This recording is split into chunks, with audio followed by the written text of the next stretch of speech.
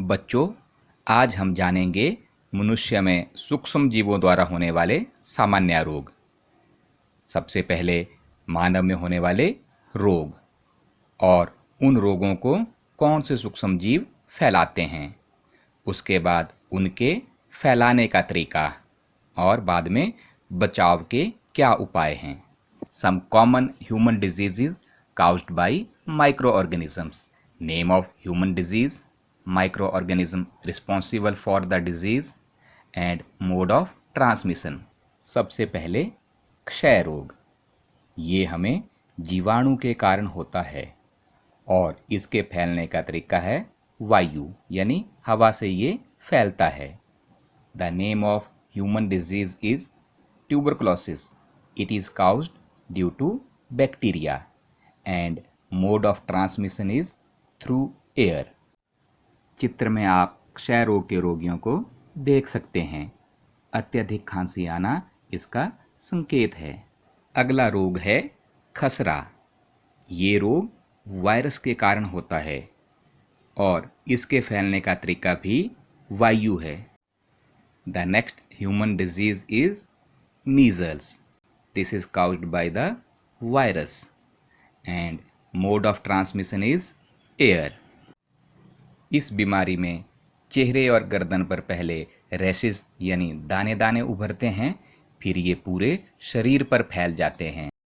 अगला रोग है चिकन पॉक्स। ये भी वायरस के कारण फैलता है और इसके फैलने का तरीका वायु या किसी रोगी से अगर आप सीधे संपर्क में आएं तब भी बीमार हो सकते हैं। Chicken pox microorganism responsible for it is virus and mode of transmission is air or direct contact with the patient. इस रोग में शरीर पर बड़े बड़े दाने उभर आते हैं और उनमें मवाद भी भरा होता है। अगला रोग है पोलियो। ये रोग भी वायरस के कारण होता है और इसके फैलने का तरीका है वायु या जल। Virus is the cause behind the disease polio and mode of transmission is air and water. Polio के कारण शरीर के कई अंग अच्छी तरह से काम नहीं कर पाते हैं। इन चारों रोगों से बचने के लिए रोगी व्यक्ति को अन्य व्यक्तियों से अलग रखें और उचित समय पर टीका लगवाएं। Keep the patient in complete isolation and get the vaccination. रोग का नाम है हैजा और ये फैलता है जीवाणु के कारण। फैलने का तरीका है जल या भोजन। Bacteria cause the disease cholera and mode of transmission is water और फूड. उल्टी और दस्त इसके मुख्य सिम्टम हैं। Diarrhoea and vomiting are its main symptom. Typhoid भी जीवाणु के कारण होता है और ये भी पानी से फैलता है. Typhoid is due to bacteria and mode of transmission is water. Typhoid में लगातार लंबे समय तक बुखार आता है। हेपेटाइटिस ए या बी कारण वायरस और तरीका पानी। हेपेटाइटिस ए और B due to virus. Mode of transmission water. ये लीवर में संक्रमण करता है और आंखें पीली हो जाती हैं। इसके लिए उबले हुए पानी का प्रयोग करें और टीकाकरण करवाएं। मलेरिया प्रोटोजोआ के कारण होता है और इसे मच्छर फैलाते हैं।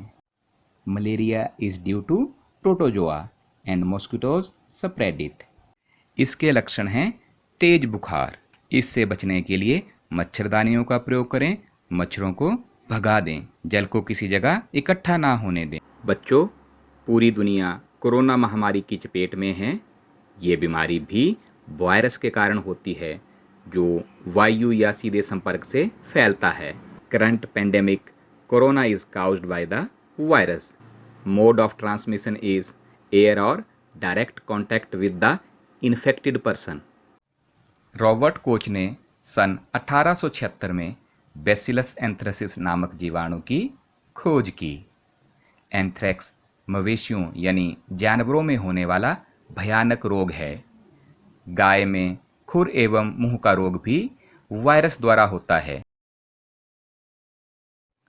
Robert Koch in 1876 discovered the bacterium Bacillus anthracis, which causes anthrax disease. Anthrax is a dangerous human and cattle disease caused by a bacterium. Foot and mouth disease of cattle is caused by a virus. आइए जानते हैं सूक्ष्म जीवों द्वारा पौधों में होने वाले कुछ सामान्य रोग. Let us know some common plant diseases caused by microorganism. सबसे पहले नींबू कैंकर. ये जीवाणु के कारण होता है और ये हवा द्वारा फैलता है.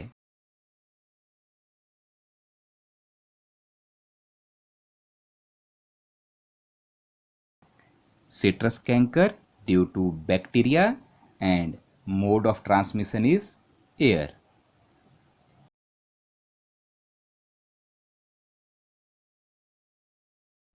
गेहूं की रस्ट ये कवक द्वारा होता है और इसके फैलने का तरीका है वायु और बीज. Rust of wheat due to fungi and mode of transmission is air and seeds.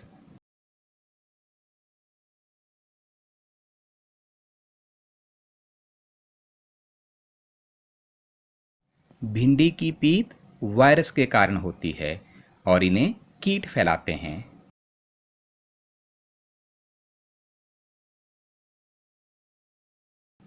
Yellow vein mosaic of bhindi और okra due to virus and mode of transmission is insect.